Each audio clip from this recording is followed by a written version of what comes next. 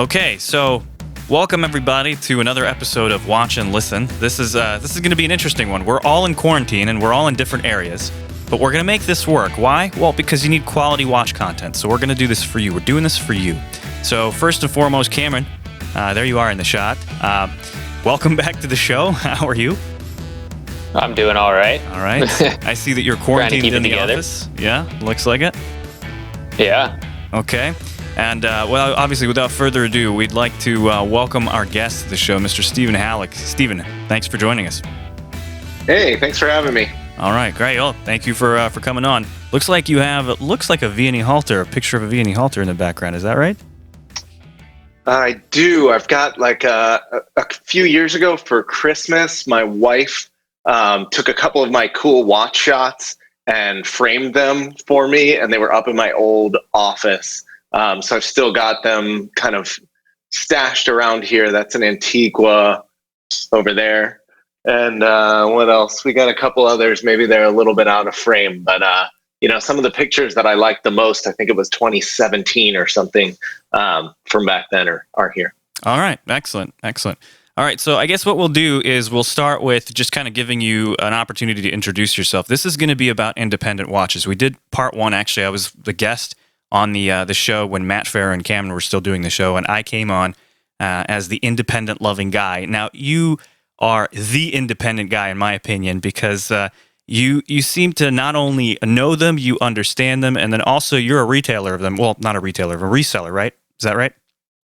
Yeah, that's right. Okay. I got into this world really early. I always liked watches a lot, and I wanted to, I was in finance actually, and wanted to buy myself a nice watch, which I thought was about, $5,000 thing. And I figured that there was probably something better to buy than Rolex. So I did some research and I came across all these internet forums. This was like 2002. So it was big time for forums. And I just went deep on the forums and ended up finding this kind of whole world. And within the watch world, within about a year or so, I had found that these independent companies existed, and they just really struck a chord with me. It was exactly what I was looking for. They were generally led by younger people, and they were more creative, and they were these companies that had real people that you could meet, and those people were putting their heart and soul into this kind of dream of theirs. It was really interesting to me. But at the time, it wasn't really like the watch landscape is right now. There were very few young people around. I would go to like an event from one of these watch websites, and it would be me, a 25 or 26-year-old guy, and then like 9 65-year-old doctors. And that was kind of the scene, right? And so a Max Buser or a Felix Baumgartner from Urwerk or whomever, they'd come to town, they'd do these events. And these guys would kind of be interested in what it was that they were doing, but they were never going to buy it. It wasn't their taste. They didn't totally get it. But I, just really meshed with these guys. I was much closer to their age than anybody else around, and I just kind of got what they were doing. So chief among them was Max, who I became really good friends with, and then eventually helped in the early days of MB&F. I set up MB&F North America, and I ran it for 5 years. So everything that was all of MB&F, sales, distribution, PR, anytime you read an article or saw anything about MB&F in the early days or saw a watch in the store or whatever, that was me. And then eventually transitioned into this current business where I just buy what I think are the best watches in the world, and I resell them on my website, Tick-Tocking, and then also make videos about them. And I really try to educate people about this area because I think it's an important part of the world, very important part of watchmaking and an important part of the world. Okay, that was a fantastic intro. Let's try that again. The fantastic kind of insight as to how you got into this whole thing. So one interesting thing, I don't know if you know much about Cameron, but Cameron, I'll put you up on the camera here. Cameron's actually the independent watchmaker of Los Angeles. So it makes independent watches here in Los Angeles. So do you know who Cameron is, or have you ever seen I think any of we've his watches? spoken by email maybe at some point. I've definitely heard Cameron's name around. I'm a little bit familiar with what he does. I'm a little bit of like a hermit. Like I'm almost more likely to visit my friends in like other cities than I am in Los Angeles here. So I haven't gotten down to the shop or done whatever, but one day we'll have to make it happen. Yeah. So, Cameron, go ahead. What's that? Go ahead. Were you going to say something? Oh, Okay. Yeah, I mean, it's much shorter to travel around here than to go all the way to Switzerland. And that's for sure. A watch shop, especially with the current state of everything. Right. Well, I guess we could talk about the current state of everything and kind of what it's maybe doing to the watch world. I don't know if you guys want to go into that rabbit hole, but I do want to kind of, I don't know if you remember me, Stephen, but I've met you before, and for a very brief you were telling me that. Yeah. Story. So you were with Max at a retailer here in Los Angeles called Westtime. And my brother and I, we were very young. This was before I was able to even grow a beard. I was a child. And my brother and I actually went into a Westtime store, and you were there with Max. And I actually was showing MB&Fs to my brother because I was starting to get into independent horology as well. And I was actually kind of showing him around, and you were kind of sitting there, and you spotted us, and you're like, hey, you guys like these watches? And we're like, yeah. He's like, do you want to meet Max? And we're like, yeah, we'll meet Max. And then Max turned around, and you kind of introduced us, and Max actually ended up taking a picture with us. And that was the first time that I met Max. And the greatest part about that picture is the security guard that was working for Westtime photobombed it, which was awesome. So, that's awesome. He's a nice guy. Yeah, he's a very nice guy. I do want to thank you actually for being just kind of one of those guys that likes to share kind of the hobby and isn't kind of pompous about it. So, thank you for that opportunity. Yeah. So I love that. Yeah. Yeah. My pleasure. I think that I've always been my friends, like my real life friends, are not watch people. I'm not sort of surrounded by watches. It's not lost on me that this is insane, like what we do and what we're interested in and the prices that these cost. All these things are like totally insane. And I've always really loved explaining to everybody why I think this stuff is awesome, because I think it's just super cool. Like whether you have the means to ever afford it or not, I think it's really great and important and fun and awesome. So I always, even in my current job that is only based on sales, or in that job that was a little bit more PR and sales and whatever, I never really focused on who could buy a watch or who couldn't or whatever. I just like telling people about good stuff and why I like it.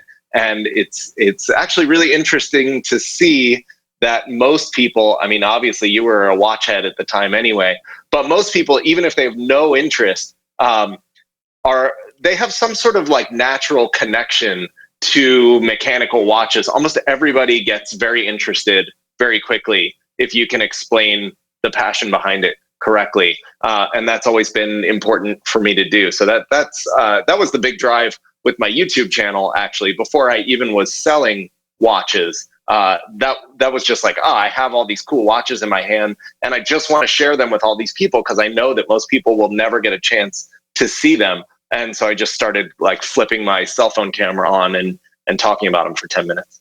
Okay, great. So here's what we kind of did in the first episode of Independent Watchmaking for Watch and Listen. We kind of just talked about them, but we really didn't discuss as to why you should be into them. Like obviously, Cameron, you are in a different position. You are kind of spreading the wealth of knowledge here on this podcast, and as well as being, an independent watchmaker. But you have a small business, and all of these other guys, they have small businesses as well, and some of them are companies that are more than one person. For example, like Grubel Forsey, where there are two people, and then obviously a list of others as well. But maybe you guys can have all three of us can have a discussion as far as why independent horology is important. Why is it something that people should be paying attention to? And one of the pushbacks that I get from people is, well, there's really not a lot of lineage, there's not a lot of history, there's not a lot of heritage with independent watchmaking, and I don't think that's true at all. Just because the company has existed for, let's say, less than 50 years, 60 years, that doesn't make them any less important. In fact, it actually makes them more important to watchmaking right now. So maybe you guys can kind of talk about this and give us an idea as to why independent horology is so important. Well, I think for one, when I worked for Audemars Piguet, nobody talked about the fact that Philippe Dufour was making movements for them. Things like that. You don't really hear about some of these independents behind the scenes, contracted to work for these name brands that have been around for hundreds of years.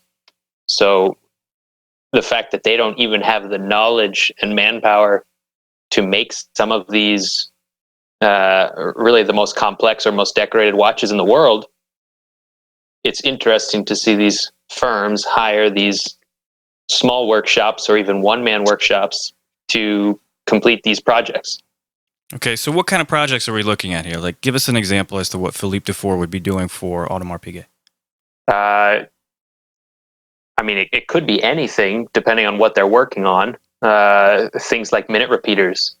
The number of watchmakers in these workshops for the big companies that can make those, very limited. They have decorating departments sometimes if they're bigger companies, but a lot of that is done outside of their firm in another firm. So to have a complex watch where you might only be making one a year, maybe a couple a year, you don't really have the capacity to hire on a team to make that watch within your company. So those sorts of projects are contracted out. Got it. Okay. Steve, what about you? Well, I have a lot of thoughts to your first question, Mike. But to Cameron's point, a lot beyond just minute repeaters. I mean, I learned a lot about the way the industry works when I was working with MB&F. And if you want to learn a lot about the industry, actually, there's a ton of data on MB&F's website. When the company was set up, MB&F stands for Max Buser and Friends, which that concept has, gotten lost a little bit over time. But in the beginning, the idea was to give full credit to all of the suppliers who worked on each project. And all that data is still up on their sites. You have these pictures of people all over, and you can click them and see who it is and what they do. So if you go to Switzerland, you realize that the way that the Swiss watch industry was set up was never set up for one person or one company to bring ingots of gold in one side and steel and turn out a watch on the other side. There are suppliers, and even the Swiss towns are set up usually with like straight lines so that it was easy to go back and forth from one place to another, even in snow and the things they get in Switzerland that we don't in LA. And so suppliers are the heart of the industry. And you will learn when you look, you look on there and you look at somebody who, let's say, made the hands for HM2, and it will say their company. Now, these are not necessarily little guys. Some of these people make the hands for like 80% of the Swiss watch industry, or the dials, or the crystals, or the balance wheels, or whatever. They're actually like huge companies that their hand is in almost every watch that is made. So I think that to Cameron's point, that is the heritage of the industry. It doesn't communicate well. Like, people aren't that good with subtlety. So it's difficult for an Audemars Piguet to start explaining things and not have some guy just be like, well, what are we paying you for then? And whatever. But that's the way that the industry was supposed to be. And it doesn't mean that there's not value to the whole. But to address your first question, I think that to me personally, why I think independent watchmaking is important. So you had the quartz crisis come in the 70s. Before then, you wanted the best watch that you could have because you needed to tell the time as well as you could, because that's the only way that you could, basically. And then it was nice to have it be nicer if it was on you. But after that, all that was left really is craftsmanship, design, these artisanal qualities. And these are truly present in the independent watchmakers. This is where the real value is. So this is why, to me, it's kind of a moral crusade to educate people in this way, because at the end of the day, we get to decide what kind of world we want to live in with our dollars.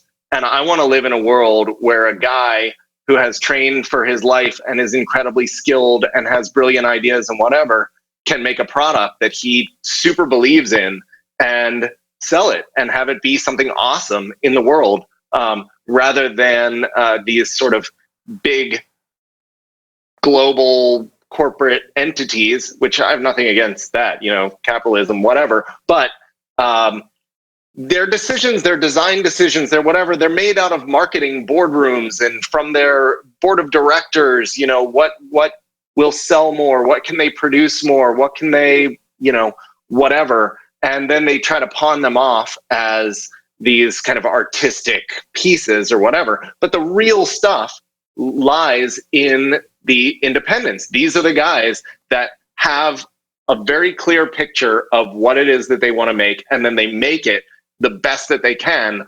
And that's beautiful to me. Got it. Okay, so I have a quick question as a follow-up kind of to what you just said. There's a lot of influence going back and forth, right? Let's talk about someone like Gerald Genta, who worked for some of the biggest watch houses in the world and then eventually had his own company. I don't think it's accurate to say that it was an independent company. Is that right, Cameron? I don't think Gerald Genta was independent, right? I don't know about the origins of it, but my guess would be that, and I don't know, but my guess would be that he had funding and a name that was enough to get it going. Right. Most depends on your definition of independent, I think. Yeah, it's very rare to find, someone who does one thing like designing watches, who has enough background and enough financial stability to be able to start something on their own. Right. Which is why there has to be so much partnership throughout the industry to make it work. I think by what we've all commonly come to agree is independent, Gerald Genta was independent until they were purchased by Bulgari and are now part of Bulgari. Right. Well, we kind of sort of got into this whole what constitutes a company as independent versus what constitutes a company as not independent. So maybe we can expand on that, because we kind of sort of dove into that on the previous episode, but didn't really get that far in. So, Steve, what's your kind of definition of an independent brand? I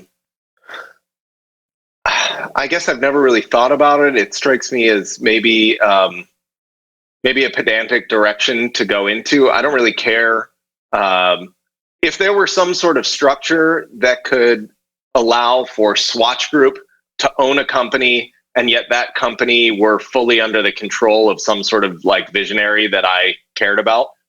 That would be fine for me.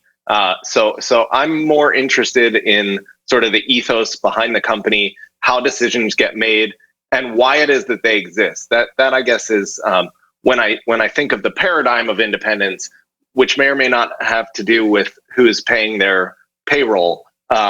I think of a company that exists for the sole reason of making the product that somebody thinks is really important to make, versus this company exists because it's exists for a long time, and our sales this quarter are just to beat the sales from last quarter, and playing that sort of game. So that's kind of where my mind goes on the discussion.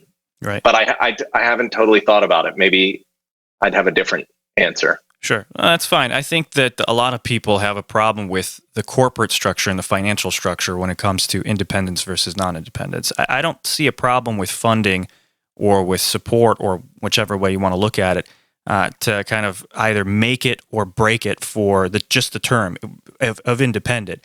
I think what we've been talking about is what's important are the people behind it. So with Max Buser, for example, he was the guy, right? And it was just like you said, the company started with Max Booster and friends, and that's how the independence, I guess maybe independence of freedom of ability, freedom of creativity, would that be more accurate in terms of kind of like describing independence? Yeah, totally. 100%. I mean, most of the brands that I'm particularly interested in trace back to like a guy. Right. A guy or two guys, and they're all still there. And this will be an interesting discussion in the future, 10 or 20 years from now, when these original founders aren't at the brands. And then we'll see how that kind of plays out. But for now, we're lucky to live in a time where there are these tremendous brands, and the people who are in charge are there and in charge and making the decisions. That's what gets my sort of interest flowing. Got it. Okay. Cameron, anything to add to that? I agree that we're very lucky to have a lot of these companies, and like you said, the person that had the love to create this timepiece or set of timepieces is at the helm. They're here. In history, you don't really see that unless you go very far back. Right.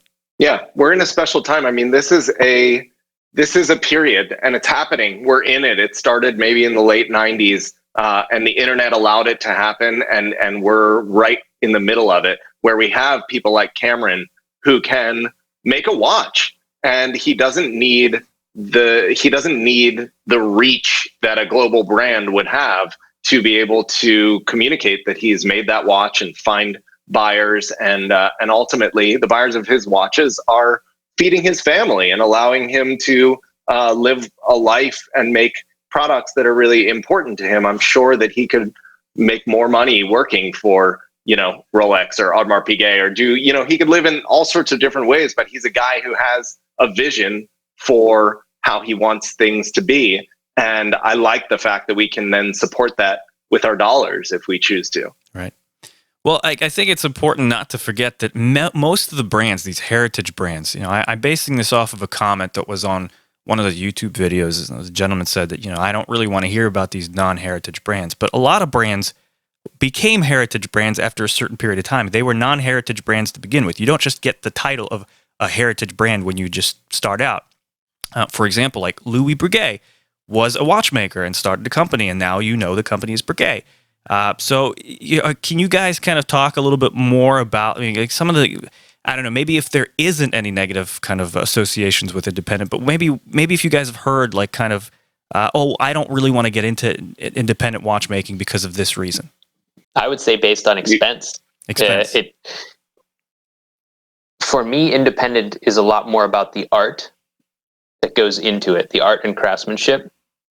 And when you really start letting that take off without holding back at all, things can very quickly get very expensive because of the amount of work that can go into a tiny little wristwatch. Right.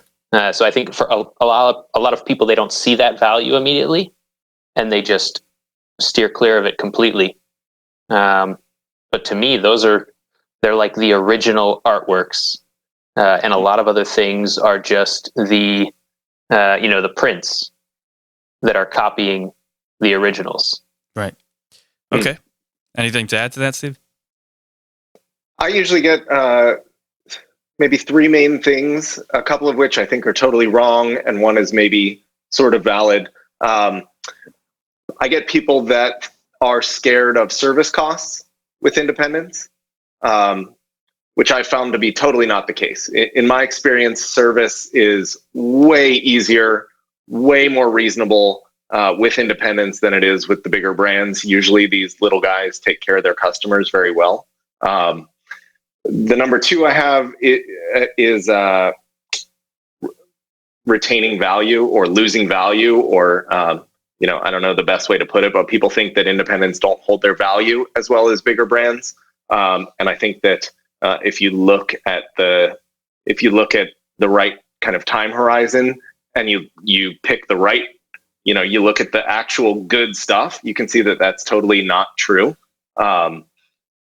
You're much better off having bought Journe in the early 2000s than almost anything else but certainly than Girard-Perregaux or Ulysse Nardin or all these kind of big brands that were around and doing super, super well then, or Panerai or any Audemars Piguet or Patek Philippe that's not a Nautilus or Royal Oak. So I don't think that one is valid either. And then the third one is liquidity. And that one is somewhat valid. It's not easy to buy or sell these things. Sometimes there are few of them there. This is kind of the heart of my job. And, I think it's valid in that it is a real thing. But if it is a major concern of yours, then I'm totally happy for you to stay out of the independent world, because I love that I live in a world that's not dominated by flippers and profiteers, and we're collectors, and my customers are real collectors, and so yeah, it's correct, but I think it's irrelevant in the overall game of collecting. Right. Cameron, I have a question for you as a follow-up to that. So one of the concerns that people have, or at least that I've heard when it comes to independence, is serviceability. So you have a mechanism, like for example, if you look at something like a Habring, pretty common, not that difficult to service, at least from kind of my lay standpoint. But let's say you're looking at something like an Urwerk. That could possibly be intimidating to watchmakers. What say you? I mean, if you are doing watch repair as a watchmaker and you are not connected in any way to Urwerk, then really, if you're qualified, you shouldn't be touching it. Mm-hmm. You should know better than to work on something like that. So I would be worried if I took it somewhere and they said, yeah, we can fix that, if it was not Urwerk. That's not to say that it makes service harder or more expensive in any way. It just makes it different. The fancier your watch, you should really take it back to the people who made it, right, and have them fix it. Because if there's any problem with any part, they know how to fix it the best. They know if there's any issues that might arise. They have all the proper tools, properly trained people. So it's better and easier to do it that way. And even with the independence, like true independence, where you might have one watchmaker who made that watch. Yes, it might take longer and it might be slightly more money, but it's going to be fixed properly. And the person who's fixing it is going to make sure of that, because it has their name on the dial of the watch. Right. But ultimately, yes, Urwerk is different in the way that it looks, but the function of it, I mean, it's all mechanics, right? So if there's something that is, let's say, published by Urwerk that kind of gives you like a repair manual, basically, I mean, you could probably take care of that, correct? Yes and no, because anytime a watch is opened up, there's other issues that can arise. Things such as water resistancy. Casing parts are going to be very tricky. They're not interchangeable between watches, and depending on how different the mechanism they're using inside of the watch, the movement, you may not be able to get those parts either. So it really does depend on each individual watch. But the quickest answer is no, because of the case parts. Right. So anything that is unique or different as far as cases go, you should not touch it if you do not have access to the replacement parts, because you could potentially do a lot of damage to a very fine timepiece. Right. Yeah. And now, go ahead. One point to bring up would be people who might be fearful of a further outlook, handing this watch down to the next generation and say in 50 or 60 years, if that watch will be serviceable. Right. So for that, it starts to become a little more complex, because you will need, if that company or watchmaker is not around that initially made that watch, you will potentially be looking at much higher repair costs. Right. It's not to say that there won't be a good enough watchmaker to fix it, but they could potentially be, one of the best watchmakers in your country that has to work on it to fix it. Right. Yeah, and the reason I asked that, and Steve, I'll just kind of direct this to you, is for a guy like Thomas Pressure, who's one of my favorite independents. The guy makes double, triple axis tourbillons, and I think actually in many ways he's very kind of I don't know if maybe under-respected is the right term, but the guy is a madman in my opinion. I mean, some of the stuff that he makes is absolutely brilliant. Like if a double or triple tourbillon breaks like that, you have companies also like Grubel Forsey that make something similar. So I guess like I was just kind of coming from the side of, well, if multiple people are able to make it, then probably multiple people are able to fix it. Is that kind of the way that your outlook is, or like how do you kind of how do you ease the anxiety of something like that? Yeah, I mean, look, I know independent watchmakers that are very, really extremely capable and can do pretty amazing things. You have, of course, two different scenarios. You have the scenario of that the company exists and you just send your watch to them and they fix it, and that's obviously the better of the two. But at some point that won't happen for some of these things, or for all of them. Hopefully humans are around for a long time, and so then you start having to look at second best options, right? And maybe there's lots of vintage watches right now that a watchmaker will service them, but maybe not be able to guarantee water resistance. And that's not the end of the world. You just have your beautiful vintage watch and you know that you probably shouldn't swim with it, or maybe even wash your hands with it if you're concerned, or maybe even not take it to Bangkok if it's really humid there or something. Or, you just know that there are certain trade-offs with these. For the most part, most of these parts are steel and brass, and can be made and machined. Also, the responsible companies put together large sort of stores of replacement parts that can take people into the future. So no, maybe your local watchmaker won't have that, but these responsible companies do have them. They've made them, they've put them away, and there will be some way for a watchmaker to get it in the future. So yeah, it could be a little bit of a pain in the butt, but it's a pain in the butt if you have an early 17th century or 18th century minute repeater pocket watch and you want it serviced properly or something, right? Like you want to go find the guy who can really do it, and he may have to manufacture a part that is not original, and whatever. But this is just how it goes, because these things are made to last for hundreds and hundreds of years, and so a lot happens in that time. Right. Okay, so I guess maybe this is a good time for us to transition into some of the favorites here. So we've thrown some names around: Grubel Forsey, your work, Thomas Pressure. I mean, do you know how many watches he makes a year? I mean, I know that he makes probably maybe like 10. I don't. So do you want to answer that? I have no idea. It's not a lot. Not a lot, right? Not a lot. Okay. So maybe what we could do is we could all talk about kind of what some of our favorites are, and since we don't have the capability of throwing some stuff up on the interwebs here and sharing the screen, I'll put that in post. So I'll start making notes as to what you guys like and what you guys don't like, and we'll take it from there. So Steve, if you could start with kind of like, you talked about MB&F as being kind of the first one to really get you out there and into the industry, but were they the first brand? I mean, you started with Max before or after? Like, what's the timeline here? No, the first indie brands that I got into were Jorn, okay, and Urwerk, and Richard Mille. That was a long time ago, a really small little indie brand, and so I was into all three of those before MB&F existed.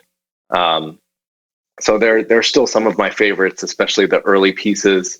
I always tell, I get this question a lot, or like, what do I like? What do I like between this and that? I really try to just buy what I like. So if you want to see like all the stuff I like, just basically look at the past history on my website of things that I've had. But I really tend to have, just a few brands, really, maybe like Urwerk, De Bethune, Grubel Forsey.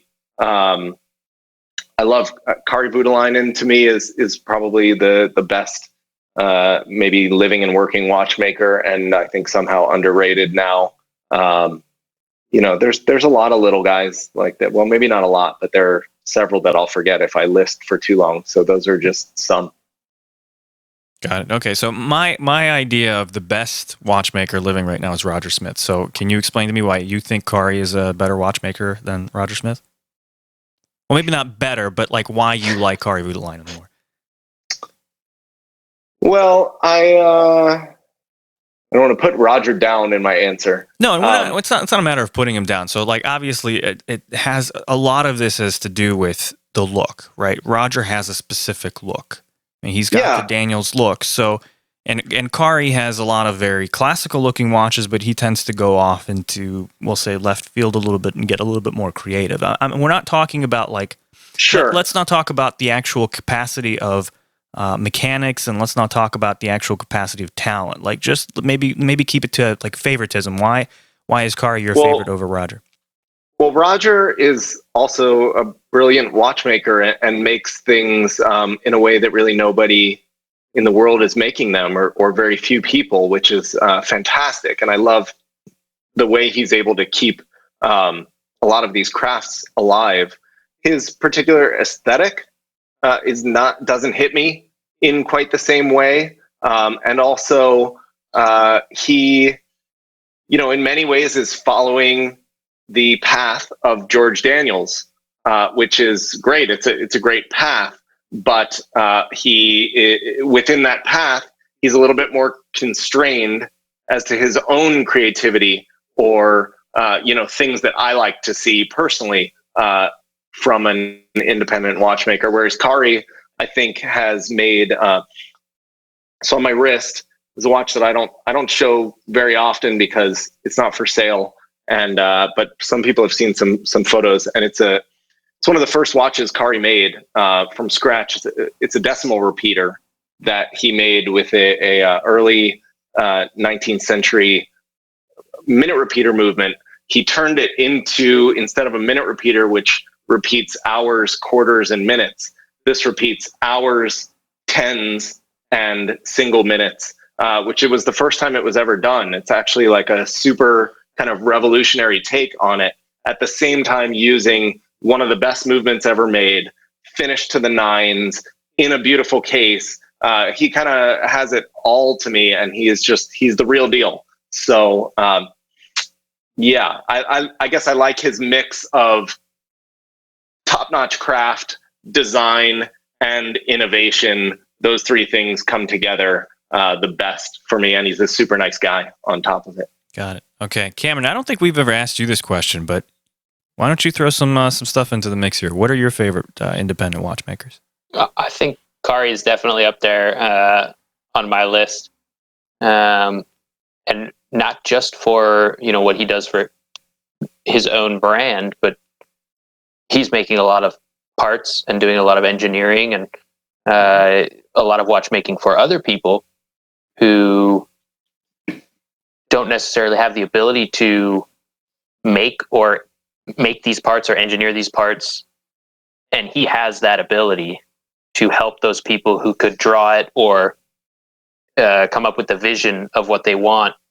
He can help it become real, which I think is very good for the industry, to allow more creativity to happen. So for him, I think he's one of the best out there. And Roger Smith, I think, as far as historical standards go, he is, I don't know if it's true, but I think he's got to be one of the only people out there that is actually making all of these parts with very little assistance from the outside world. Right. So that to me is extremely impressive, and everything is done in such a historical way as well, which is I give a lot of props for that, because going backwards and trying to make these watches the same way that we trying to make them in such a fine way is a tough job. It's a trick question, basically, to take an industry where there's thousands of people making crap, and then make us choose between two of the absolute tip top best people of the last century. That's a trick. Right. Yeah. Well, I I'd like to kind of stir things up a little bit because I think it makes things more interesting. And obviously, all of this stuff, when we talk about watches and when people ask me for advice on watches or what should I buy, what should I invest in, what website should I go to? Obviously, crownandcaliber.com or Tick-Tocking if you're looking for independent stuff. When people come to me and they go, what? The answer is always, what do you like? So if you like it, buy it. If you can afford it, obviously, if you can be responsible about it. So that's kind of the reason I asked that question is because I really want to pull the like out of people and just kind of get an understanding as to why they really love these little tiny things that are on our wrists that at this point in time are kind of irrelevant. I mean, your phone is going to tell you the time 1,000 times better than anything that's on your wrist, including possibly even Cameron, that super quartz that you've got, that the Breitling. So I just asked that question because I want to know, why are we even doing this? What's the point? So there's kind of my answer, I guess. Yeah, I like to go. I mean, I go maybe one step beyond that. Buy what you like is great, but people don't have all the information, and they're not necessarily exposed to what they would like, and the information that they do get. It comes from who knows what sources, and that's why I try to. One of the main things I try to do with my podcast in particular is give people the framework to understand why it is that I think what's good and what's not good, what I think they should value and what I think they should not value. Now they can decide to agree with that or not, but I stay in like very general terms because people very too quickly latch on to, if you make it too easy for people, they'll latch on to just one thing and get it totally wrong. So I try to keep it very big picture. Here's how to make a decision of what's good and what's bad. And here's in general what I think is good in a way that I think most people would agree with me. And then once you get that framework within that, what do you like and what do you not like? But when you're dealing with an industry where a watch brand that makes 200,000 watches a year will tell you that they have, that their watch is a super artisanal piece of craft, and then you have a Kari Voutilainen or a Roger Smith saying the same, people don't necessarily know how to differentiate between those two things. So first they have to be educated, and then they should buy what they like. Right. Okay. Fair. Cameron, anything to add to that?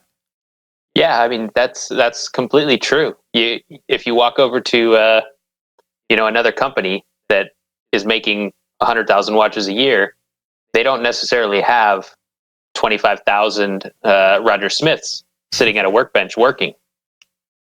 It's very different.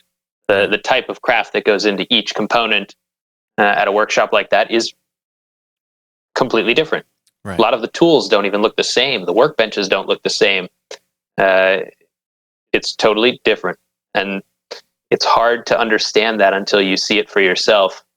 For me, when I first went to Switzerland after becoming a watchmaker, seeing the workshops, my level of what is completely handmade and truly made by a watchmaker, it went way up. It was mind-boggling to see how few watches are truly made by one person start to finish. It's a huge group effort. And yeah, that's maybe zero. Yeah, right? Yeah, exactly. Okay, well, maybe you guys can talk about that. Like, give us an idea as to what is truly handmade versus what people think handmade is. I mean, because, look, we all want to kind of have that handmade thing, right? We want to pay X amount of dollars and think that it's handmade because it gives a little bit more value because you're like, well, if it's not made by robots, then there's possibly some more value added to it. Although in some cases, handmade's not always the best thing because obviously human hands can't function the way that robot hands can. So you won't have that consistency maybe. So the value of these timepieces, I truly think it's in the finishing, because that is something that cannot be done and really should not be done by any kind of CNC or robotic method. That's where the heart and soul of each individual watch comes from. Your watch is unique. Even if Philippe Defour made 3 of them, right? Each one is unique. Right. If a larger manufacturer made a few hundred of a certain watch, if each one is individually hand finished, you will have a somewhat unique watch compared to any other one in that run. So there's a lot of value to that for me. Mm-hmm. That's where I see the difference in watchmaking. Got it. Steve, what about you? Does that kind of are you resonating with that, or there's another kind of picture that you formed?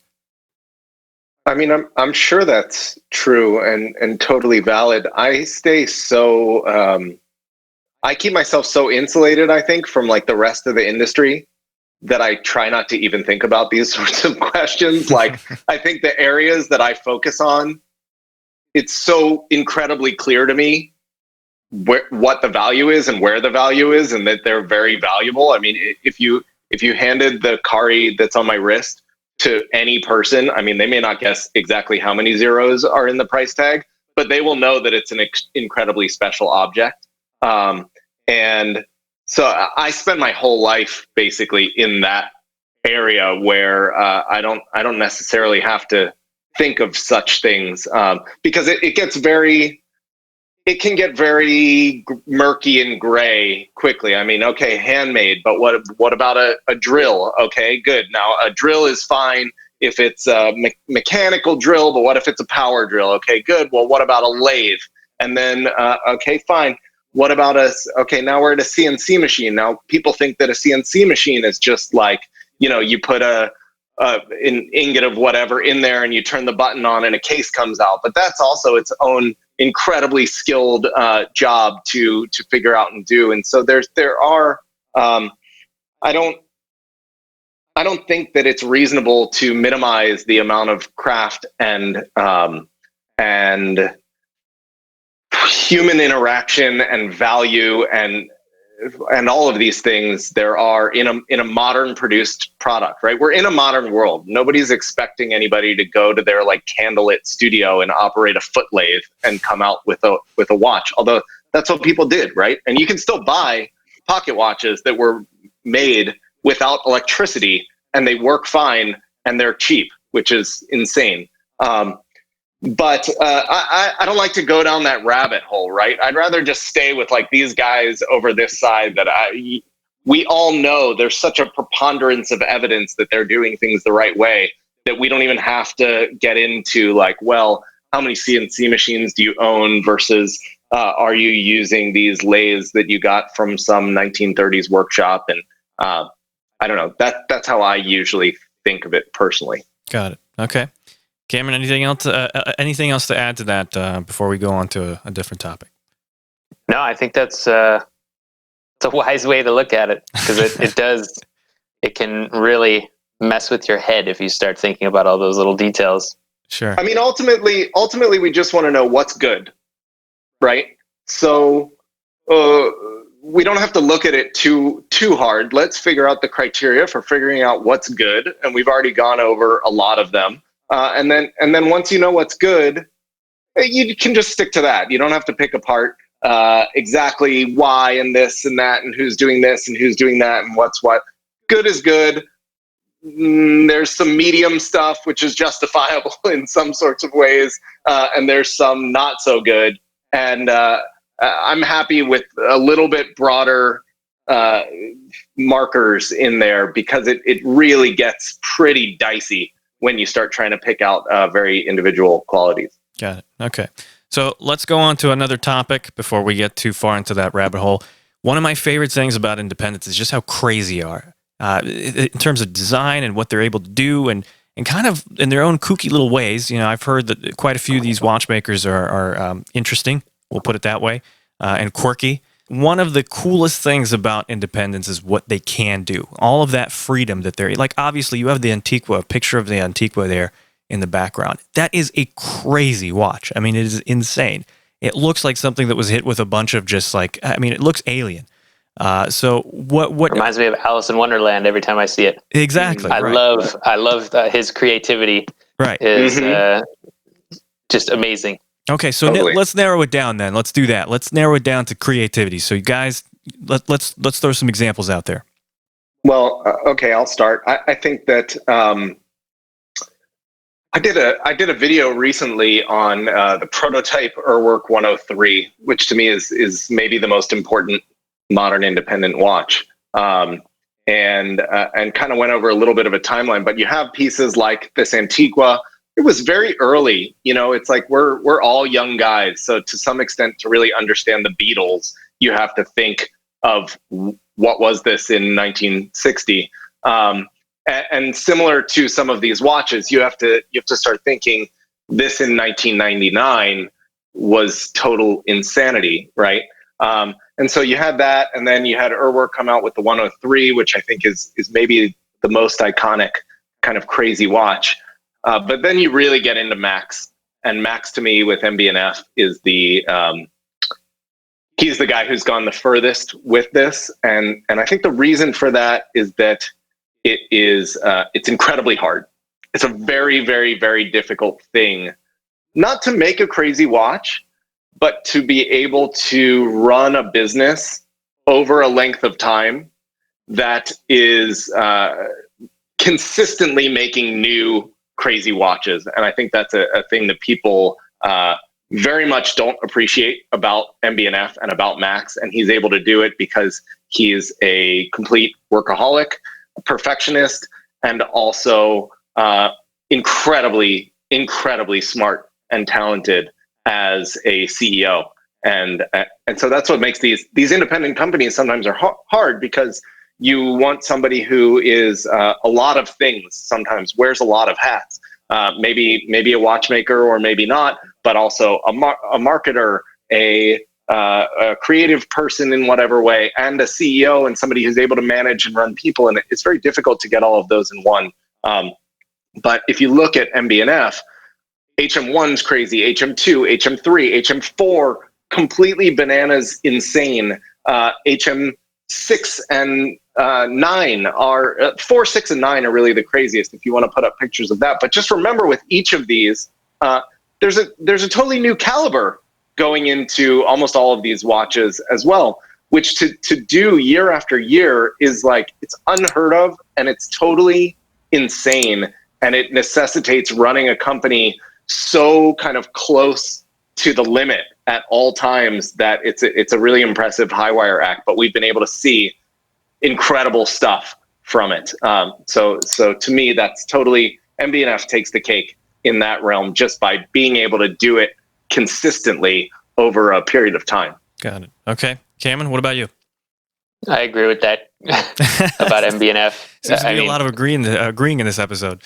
Yeah, well, to be not only a young company like that and do that, imagine a well-established company trying to do that. They could at least float it somehow with other models.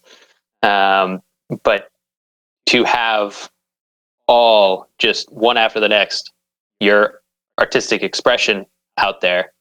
That's impossible. Yeah, I'll tell a quick story, which is funny. I went with Max, and this is very, very early days of MB&F, and we were sitting with the owner of one of the largest retailers of independent watches in the world. And he's a very, very extremely sharp guy and really tough. And Max was explaining to him how MB&F was going to go and how it was going to look. And he says, but you're not, there's no way to make any money. You can't make any money. And Max is, well, I'm not trying to make money, and I'm not trying to grow. And I've never seen, like, it was almost like smoke coming out of somebody's ears. Like, it just didn't, the computer in his mind just didn't compute. It just didn't make sense, because the business model is like just complete insanity to anybody who has like basic business knowledge or lives to put money in the bank. So that's kind of life that some of these independents have chosen for themselves. Right. Yeah. Yeah. I think it's a matter of survival for them, and just the enjoyment of the craft, because how can you possibly scale a company if you are revolutionizing and completely retooling everything every single time that you have a new model coming out? So yeah, it's very interesting. Cameron, I want to talk more about like the big brands and how they utilize these watchmakers. So are these the same people that are going to be doing the same type of work for these brands? The big brands? Are you talking about people that that MB&F hires to do work. Right. I mean, I'm assuming that obviously they have the experience there, but like these people are coming from watch brands, right? They're not like coming out from somewhere else from the watch world. I mean, from the business world. These aren't like marketers that used to work for Coca-Cola and then now they're marketing a watch. That completely depends what position. There are plenty of CEOs of watch companies out there that came from different areas in the market, not necessarily the watch world. But when you're dealing with the people who hold the know-how to make certain parts of watches and complete certain tasks that are required in the watch world, the best people are going to focus on one part of the watch. You're going to have one place that is really good at making the dial blank.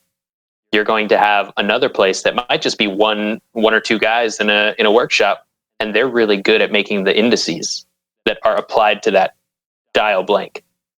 You're going to have a completely different workshop where they are really good at doing the anodizing of the dial blank to make it whatever color you want it, or do the finishing of that so that you have the right pattern on the metal.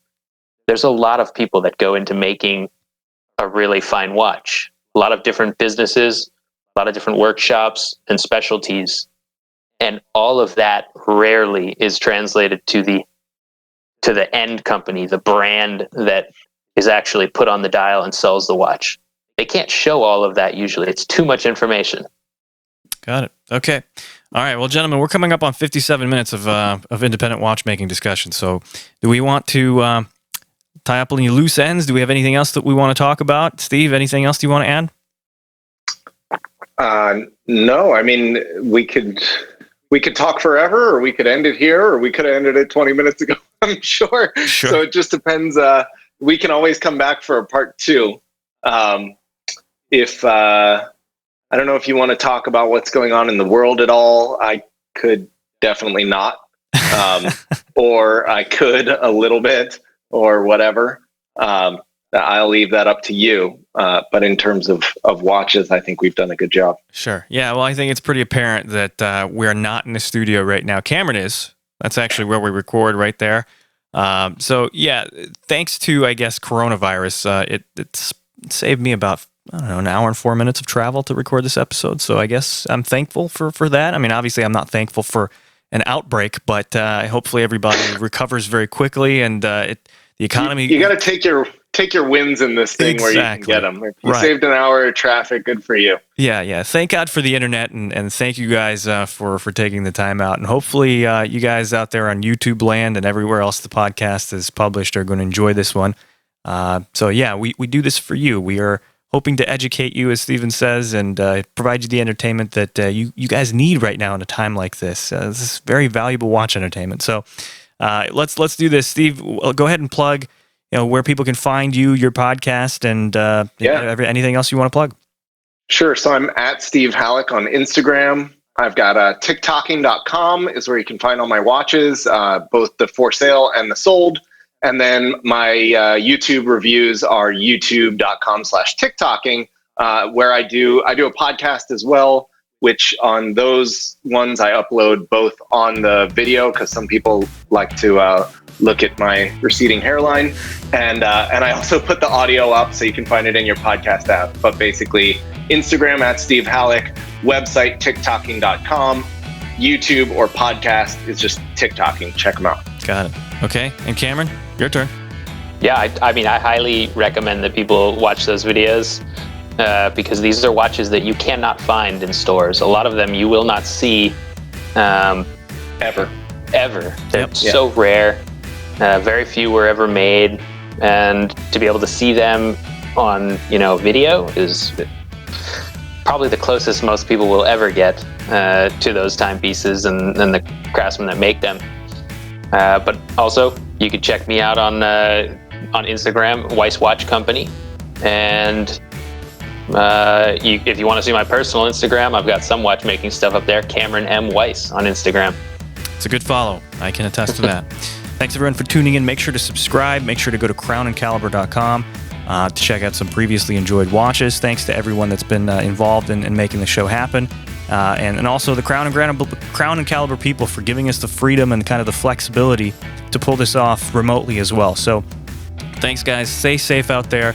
Subscribe to the show, leave some comments, send us some messages. We'd be more than happy to respond to that. And with that, I guess we're done here. Cheers, fellas. Cheers. It's been a pleasure. Cheers.